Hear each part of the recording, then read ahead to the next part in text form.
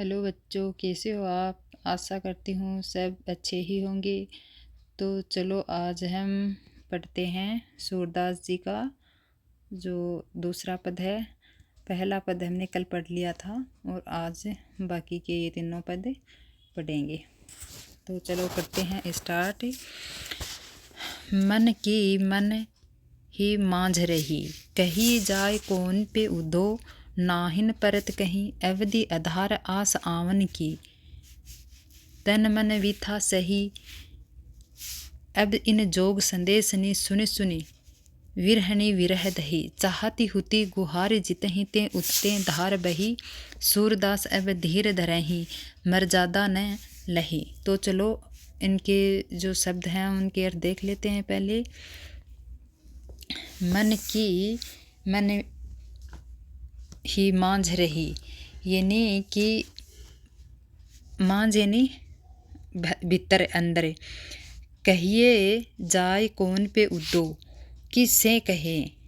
जाय कौन पे उद्धो, हे उद्धव किससे कहे। ना ही परत कहीं, कि कोई दिखाई नहीं दे रहा। अवधि आधार, अवधि यानी समय, आधार आधार, आस आशा आश्वासन, आवन की आने की। तन मन विथा वेथा, सही सहन करना। अब इन जोग संदेश यानी योग संदेश, जोग योग संदेश नहीं संदेश, योग संदेश। सुन सुनी सुन सुनकर विरहनियाँ हैं, वह विरह में दही जल रही हैं। दहना जलना। चाहती हुती गुहार जितहि ते, हम जिस तरह से गुहार यानी गुहार लगाना पुकारना, जितहि जिस तरह जिस तरफ से, उतते उसी तरफ से धार बही। सूरदास अब धीर धरही, धीर धैर्य धरही धारण करना, मर्यादा मर्यादा लही पालन किया है उसका। लही यानी मर्यादा का, अब तक मर्यादा का पालन किया है। तो चलो अब इन पंक्तियों के अर्थ देखते हुए भावार्थ की तरफ चलते हैं। मन की मन ही मांझ रही, तो कृष्ण के द्वारा भेजा गया जो हृदय विदारक के संदेश सुनकर गोपियाँ उद्धव से कहती हैं कि हे उद्धव, हमारे मन की तो मन में ही रह गई। अर्थात हमने जो सोचा था कि कृष्ण यहाँ लौटकर अवश्य आएंगे और तब हम उनके विरह में सहे हुए संपूर्ण कष्टों की गाथा है वो उसके सामने सुनाएंगे, परंतु अब तो उन्होंने स्वयं को बुलाकर निर्गुण ब्रह्म की आराधना करने का संदेश भेज दिया। तो ऐसा ये कह रहे हैं कि हमारे तो मन की मन में ही रह गई। कही जाए कौन पे उद्धो, नाहिन परत कहीं। तो वो गोपियाँ उद्धव से कहती हैं कि हे उद्धव, तुम्हें बताओ कि उसके द्वारा त्याग दिए जाने पर हम अपनी इस असहाय विरह वेदना की कहानी किसे जाकर सुनाएं। हम अब हमसे यह और अधिक नहीं सहा जाता है। तो वो है कहिए जाए कौन पे उद्धो, नाहिन परत कहीं, कि अब इसे किससे जाके सुनाएं। अवधि आधार आस आवन की, तन मन भी था सही। तो वो कह रहे हैं कि गोपियाँ कह रहे हैं कि अब तक तो हम उनके आने की अवधि के सहारे अपने तन और मन से इस विरह व्यथा को सहती रही कि भाई श्री कृष्ण आएंगे पक्के, एक न एक दिन तो आएंगे। इस समय को बिता बिता के हम विरह व्यथा सहन कर रही थी। लेकिन अब इस योग संदेश ने सुन सुन की विरहनी विरह दही कि, लेकिन अब तो इसे, परंतु अब तुम्हारे द्वारा दिए गए इस योग संदेश को सुन सुनकर हमारी विरह व्यथा तो और भी भड़क उठी है।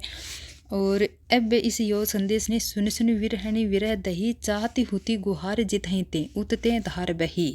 कि विरह सागर में डूबी हुई हम गोपियाँ, जहाँ से सहायता मिलने की आशा थी, अब उसी स्थान से योग रूपी संदेश से रूपी की जलधारा है, योग संदेश रूपी जलधारा की एक सी तेज धारा बही है कि हमारे प्राण ही लेकर रुकेगी। अर्थात जिसे हम रक्षक मान रहे थे वो भक्षक बन गया।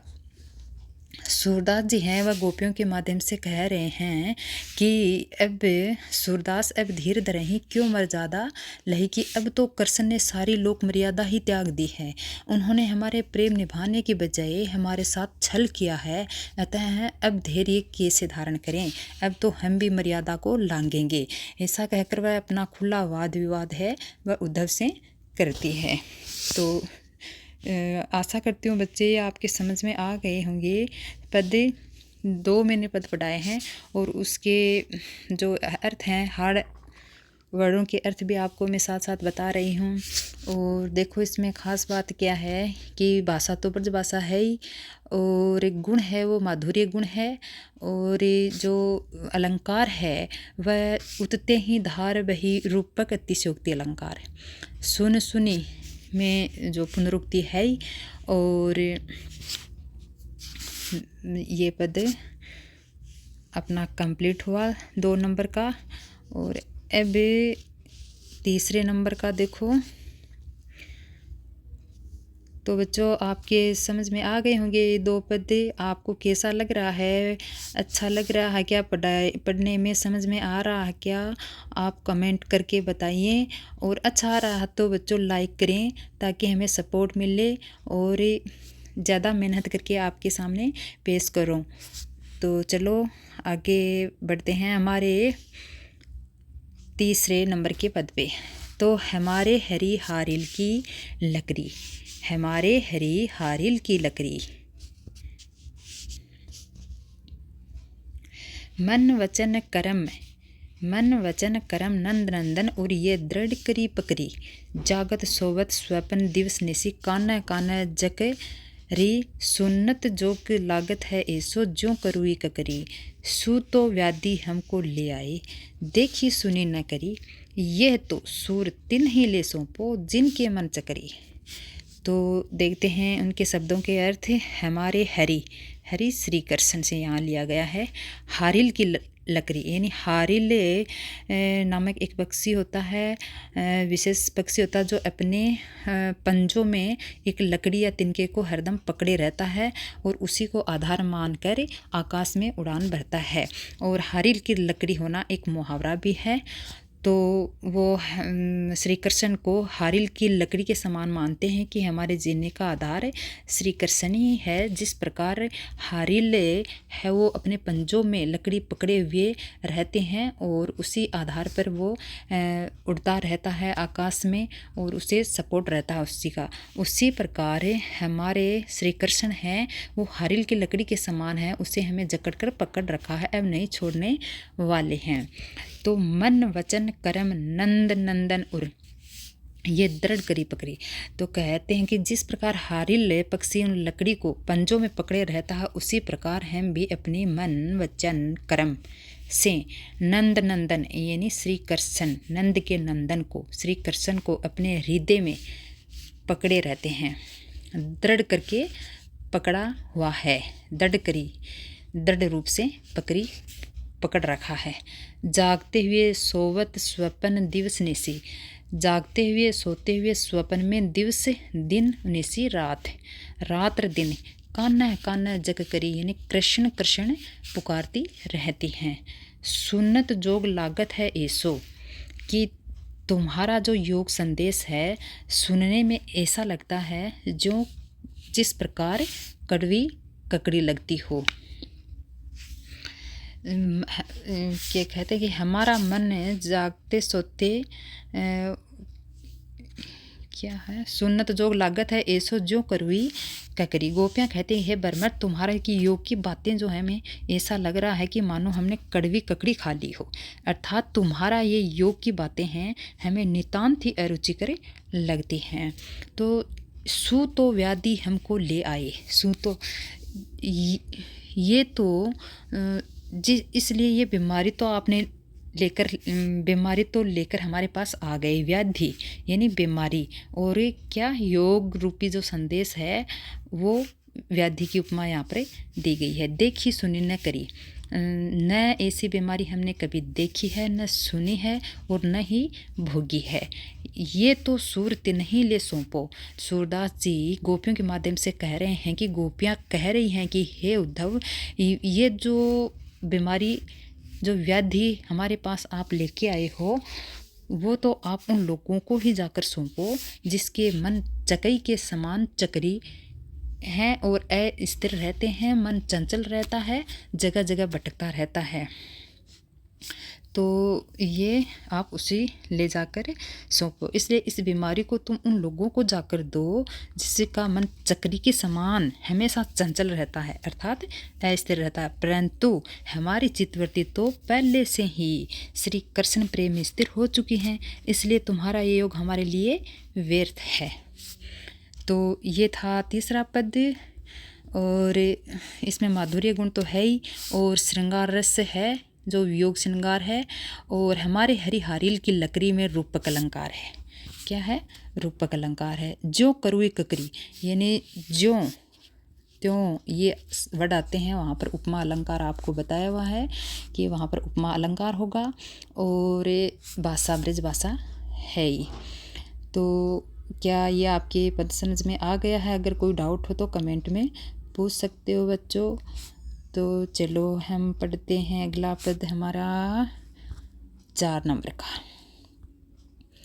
हरी है राजनीति पढ़ाए, समझी बात कहत मधुकर, समाचार सब पाए, एक अति चतुर होते पहले से ही, अब गुरु ग्रंथ पढ़ाए, बड़ी बुद्धि जानी जो उनकी, जोग संदेश पठाए, उदो भले लोग आगे के, पर हित डोलत धाए, अब अपने मन फेर पाइए, चलत जो होते चुराए, ते क्यों अनीति करे आपुन, जे और अनीति छुड़ाए, राज धर्म तो कहिए, सूर जो प्रजा जाहि सताए।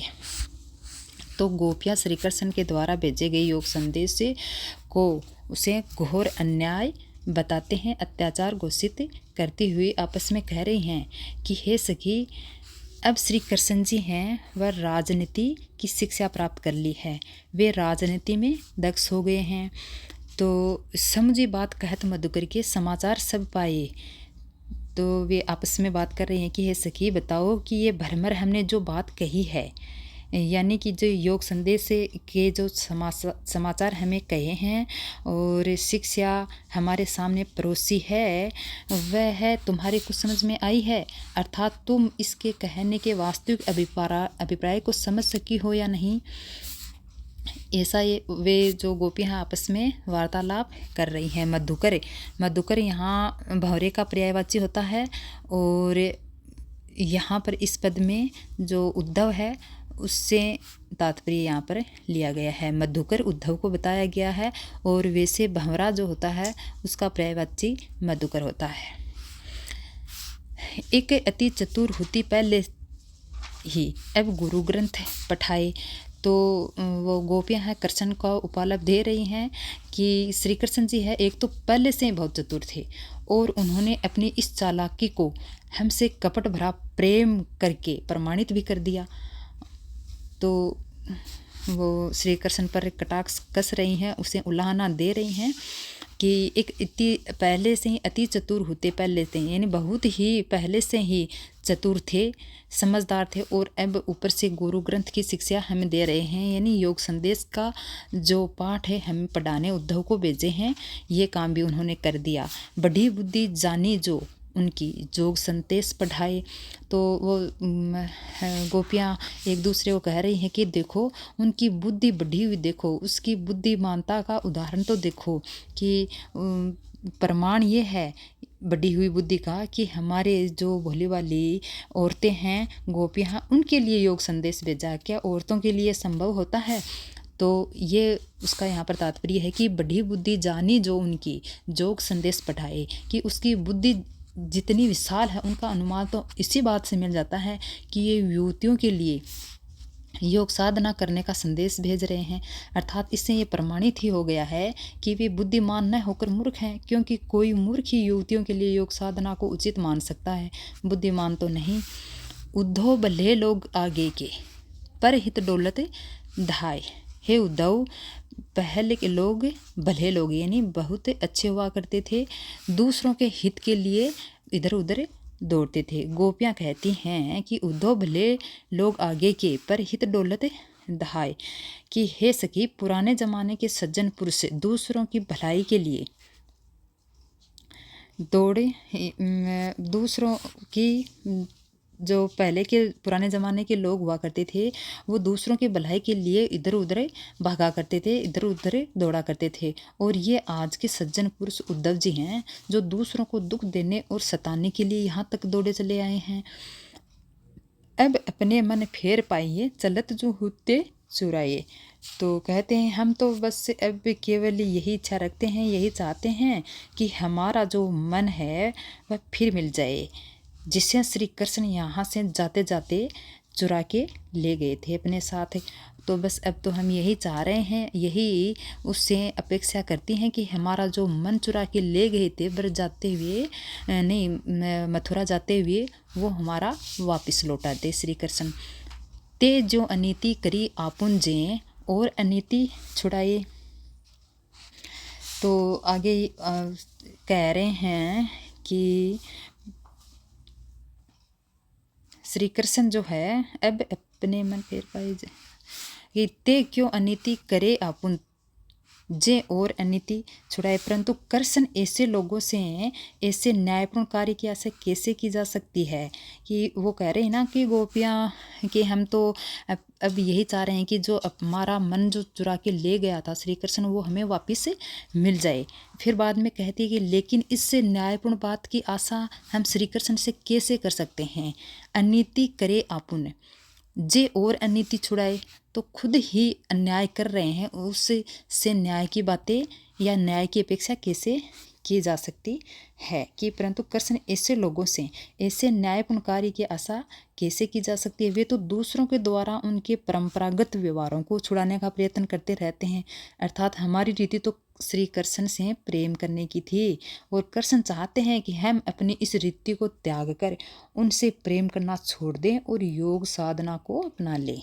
तो ये तो अनीति हुई ना, तो उससे नीति अन्याय की बातें कैसे कर सकते हैं? यह उनका सरासर अन्याय है। आगे वह गोपियाँ राजधर्म बताती हैं कि एक राजा है, वह प्रजा के प्रति कैसा व्यवहार होना चाहिए। राजधर्म तो ये है, सूर्य जो प्रजा न जाहि सताए। तो सच्चा राजधर्म तो उसी का माना गया है जिसके अंतर्गत प्रजाजनों को कभी भी सताया न जाए। अर्थात कृष्ण तो अन्यायी राजा हैं, जो हमारा स्वार्थ के लिए हमारे संपूर्ण सुख चैन को हमसे छीन कर हमें दुखी करने का प्रयत्न कर रहे हैं। यह उनकी उसी कुटिल राजनीति का ही एक अंग है। इसलिए गोपियाँ कहती हैं कि वो तो श्री कृष्ण तो अब राजनीति पढ़ ली है। तो इसमें क्या है, व्यंग्य कटाक्ष है ही, और हरी है राजनीति पढ़ आए में भी वक्रोक्ति अलंकार है, व्यंग्य कसा हुआ है, और इसमें भाषा ब्रज भाषा है ही। तो आगे का पद, अब सॉरी ये चारों पद कंप्लीट हो गए हैं। आशा करती हूँ आपके समझ में आ गए होंगे अच्छे से चारों पद। और अब उनके क्वेश्चंस हैं वो देख लेते हैं। गोपियों के द्वारा पहला क्वेश्चन है, गोपियों के द्वारा उद्धव को भाग्यवान कहने का क्या व्यंग्य निहित है? तो देखो बच्चों, इसमें है इनका आंसर कि जो गोपियों के द्वारा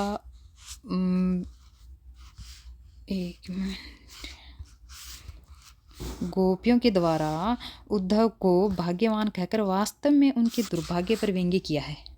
जो अपने प्रेम के सागर श्री कृष्ण के समीप रहकर भी प्रेम रूपी जल को प्राप्त नहीं कर सका, वह वास्तव में ही दुर्भाग्यशाली ही होगा। गोपियों के कहने का अभिप्राय तो यही है कि उद्धव के हृदय में प्रेम जैसी पावन भावना का संचार ही नहीं है, इसलिए वे भाग्यवान नहीं अपितु भाग्यहीन हैं। यह व्यंग्य इसमें निहित है। दूसरा क्वेश्चन देखो, उद्धव के व्यवहार की तुलना किस किस से की गई है? तो देखो वहाँ पर जो 2 उदाहरण दिए थे पद में, वो ही यहाँ पर आंसर होगा। दे उद्धव के व्यवहार की तुलना है वह कमल के पत्ते और तेल की मटकी से करते हुए गोपियाँ कहती हैं कि जिस प्रकार कमल का पत्ता जल में रहता है फिर भी उस पर पानी का धब्बा तक नहीं लगता, उसी प्रकार तेल की मटकी को भी पानी में रखने पर उस पर जल की एक बूंद भी नहीं ठहरती। ठीक वैसे ही उद्धव कृष्ण के समीप रहते हुए उसके रूप के आकर्षण तथा प्रेम बंधन में सर्वदा मुक्त रहे, ये इनका आंसर होगा। फिर तीसरे नंबर का देखो, गोपियों ने किन किन उदाहरणों के माध्यम से उद्धव को उलाहना दिए। गोपियों ने किन किन उदाहरणों के माध्यम से उद्धव को उलाहना दिए, तो उसमें है कि जो कई उदाहरण दिए उन्हें, उसमें से है कि वे कहते हैं कि हे उद्धव, तुम्हारे प्रेम भावना हमारे मन में ही रह गई है। हम तो कृष्ण को अपने मन की प्रेम भावना बताना चाहती थी, किंतु उनका ये योग का संदेश सुनकर तो हमें उनके कुछ भी नहीं बता सकी। हम तो श्री कृष्ण के लौट आने की आशा में जीवित हैं। हमें उम्मीद है कि श्री कृष्ण अवश्य आएंगे, एक न एक दिन तो लौट कर आएंगे, किंतु उनका ये संदेश सुनकर हमारी आशा ही नष्ट हो गई और हमारे विरह की आग और भी भड़क उठी। इससे तो अच्छा था कि तुम आते ही नहीं। गोपियों को ये भी आशा थी कि कृष्ण प्रेम की मर्यादा का पालन करेंगे, वे उनके प्रेम के प्रतिपादन में प्रतिदान मतलब प्रेम के प्रतिदान में प्रेम देंगे, यानी प्रेम के बदले प्रेम देंगे, किंतु उन्होंने निर्गुण उपासना का संदेश, रूखा सूखा सा संदेश भेज दिया, भेजकर प्रेम की मर्यादा को ही तोड़ दिया। इस प्रकार वह मर्यादाहीन बन गया, ये उसे उलाहना देते हैं। इस प्रकार से इसका आंसर होगा। और फिर अगला क्वेश्चन है 4 नंबर का कि उद्धव के द्वारा दिए गए योग संदेश ने गोपियों की विरह में घी का काम कैसे किया। तो ये देखो कि इसका क्वेश्चन है, आंसर इस तरह होगा कि गोपियों के वियोग में विराकुल थी वो गोपियाँ। वे अपनी व्यथा को ये मानकर झेल रही थी कि उनके परम प्रिय श्री कृष्ण जल्द ही वापस लौट कर आएंगे, परंतु जब उनके स्थान पर योग संदेश के साथ उद्धव आए तो उनकी विरह की अग्नि और भी भड़क उठी। उद्धव के योग संदेश ने उनकी विरंगनी को घी का काम किया। इस प्रकार इनका आंसर होगा। और नंबर 5 का क्वेश्चन है, मर्यादा न लही के माध्यम से कौन सी मर्यादा न रहने की बात गोपियाँ यहाँ पर कर रही हैं।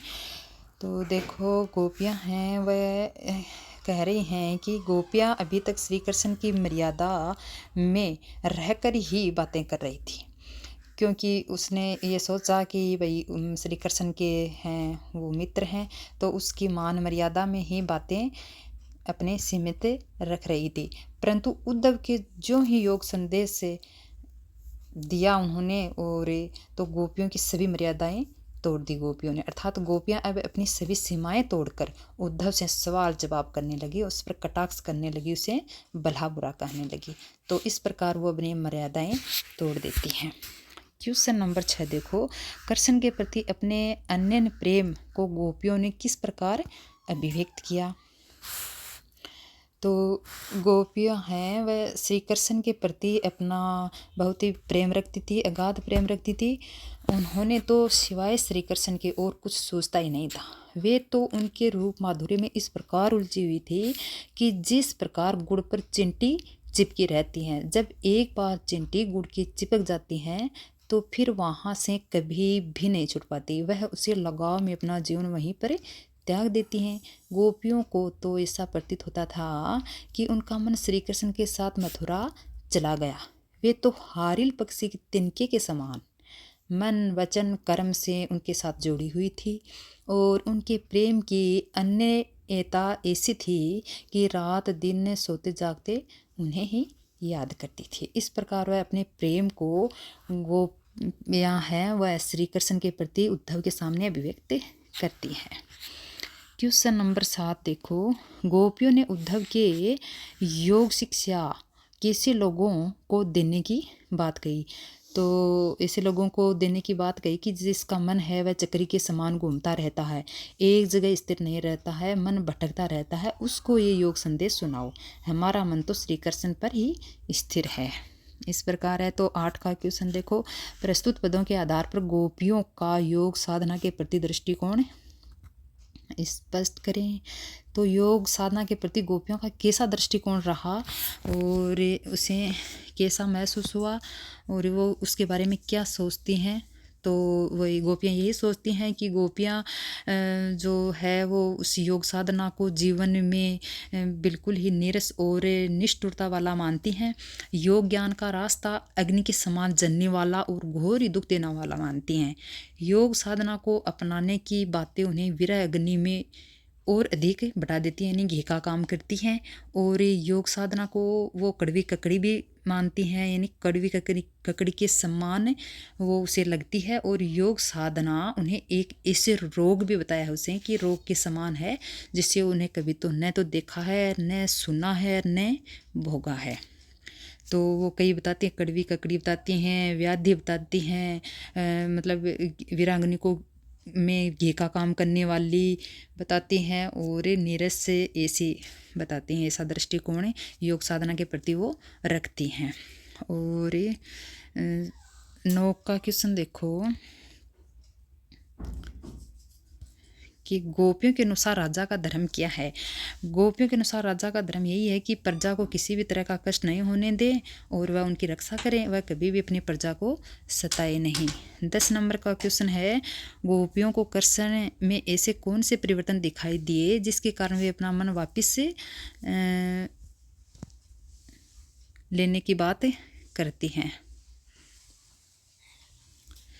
तो इसका है, गोपियाँ मानती हैं कि श्री कृष्ण ने राजनीति में पूरी दक्षता प्राप्त कर ली है, इसलिए उद्धव के माध्यम से योग साधना का संदेश भेजा है। वे इतने चतुर हैं कि वो इतना चतुर बताती हैं उनको कि वह पहले से अपने प्रेम जाल में फंसा लिया है और अब योग शास्त्र का अध्ययन करने को कह रहे हैं, गुरु ग्रंथ पढ़ा रहे हैं। यह उनकी बुद्धि और विवेक का ही तो परिचय है कि उन्होंने उन अबलाओं को, यानी नारियों को, योग के कठिन रास्ते पर चलने का संदेश देते हैं। भला कोई नारियां भी योग का कठिन रास्ता अपना सकती हैं। कृष्ण भले नहीं हैं, भले लोग तो भलाई के लिए इधर उधर भागते हैं और कृष्ण दूसरों को तो अन्याय का कार्य करने के लिए रोकते हैं और स्वयं अन्यायपूर्ण आचरण करते हैं। इन्हीं परिवर्तन के कारण गोपियाँ वह कृष्ण में अपना मन वापस से पा लेने की बात करती हैं। और इसका ये आंसर हो जाएगा। और क्वेश्चन नंबर 11 है, वो क्या है कि गोपियों ने अपने वाक चातुर्य यानी बोलने की चतुरता के आधार पर ज्ञानी उद्धव को परास्त कर दिया। उसने वाक चातुर्य की क्या विशेषता है, तो उसकी वाक चातुर्य की विशेषता गोपियों की बतानी है इसमें। तो जो गोपियाँ हैं वो है, भ्रमर गीत के माध्यम से सूरदास ने गोपियों के मन की व्यथा को साकार किया है। और जहाँ जब उद्धव गोपियों को ज्ञान और योग का उपदेश देते हैं ना, तब गोपियाँ ही यही स्वाभाविक प्रतिक्रिया होती है कि वे श्री कृष्ण के रंग में रंगी हुई हैं और उन्हें योग और साधना नहीं चाहिए। और उनके वाक चातुर्य में एक तो हंसी और मजाक और हास्य और व्यंग्य का दोनों का पुट है। उद्धव गोपियों को निर्गुण ब्रह्म का पाठ पढ़ाते हैं तो गोपियाँ तीखे व्यंग्य का प्रयोग करती हैं और निर्गुण ब्रह्म की जगह श्री कृष्ण को ही श्रेष्ठता और महानता को सिद्ध करती हैं। यानी निर्गुण ब्रह्म की जगह सगुण ब्रह्म और ज्ञान मार्ग की जगह प्रेम मार्ग को ही श्रेष्ठ मानती हैं। उद्धव के ज्ञान और योग का जो संदेश देती हैं गोपियाँ, उनका उपहास उड़ाती हैं। इनके 2 कारण हैं, क्योंकि एक तो वह श्री कृष्ण के मित्र हैं और दूसरी ओर उद्धव है उसके प्रेम की पीर से सर्वदा ही परास्त हैं, क्योंकि उससे उनके प्रेम से सर्वदा ही अलग रहे और साथ में मित्र भी बता रहे हैं। इस प्रकार उस पर व्यंग्य करस रही हैं।